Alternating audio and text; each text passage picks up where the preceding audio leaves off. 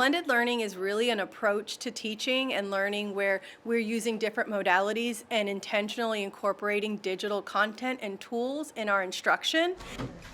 It also is a layered approach to allowing students to start taking charge and ownership of their own learning, and that starts from tracking their data, identifying their own weaknesses, working through those platforms, and then monitoring that to show their mastery as they move on to the next layer or the next skill set that they would be working on. I did add our canoes over here. It kind of gets them engaged a lot more and kind of puts them in charge of their own education a little bit, because this generation is very tech savvy.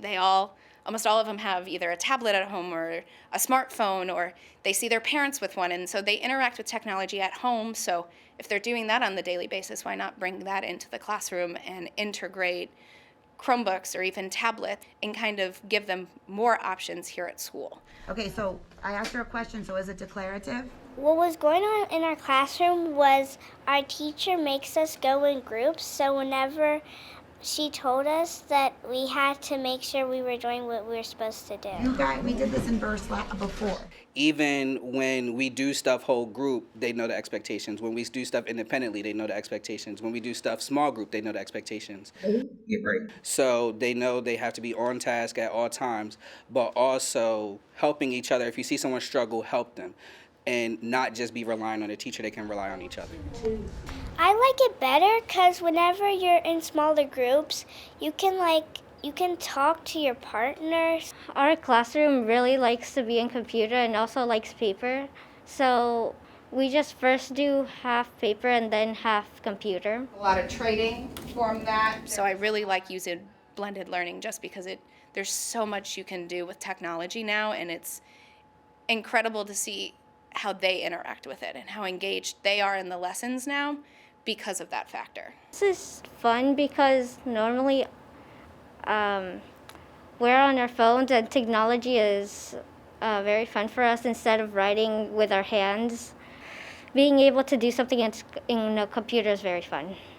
I feel as though the blendedness of it worked because I did get to deal with a smaller group while another group was working independently on skills on ST Math that should have been spiraled in from previous units that we did.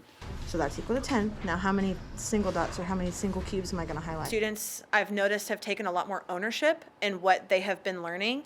They're able to they're able to come up to me and say, hey, I actually learned this in ST Math, or hey, I've been practicing this in whatever classroom, and they're able to make those connections. For example, they're going out into the real world and they're saying, hey, I learned ST Math, I learned in ST Math about fractions, but then I also we got pizza on Friday night, and they're able to kind of talk about and make those connections that they see in technology and in the real world. So I think that that's been really powerful, that they're able to practice that content, not just with a teacher and not just via peer tutoring or anything like that, but they're able to get another tool to add to their toolbox and just really help them master that content in more than just pencil paper ways. Putting it together hand in hand makes it work to me. I would send the message to other campuses that blended learning is a productive struggle.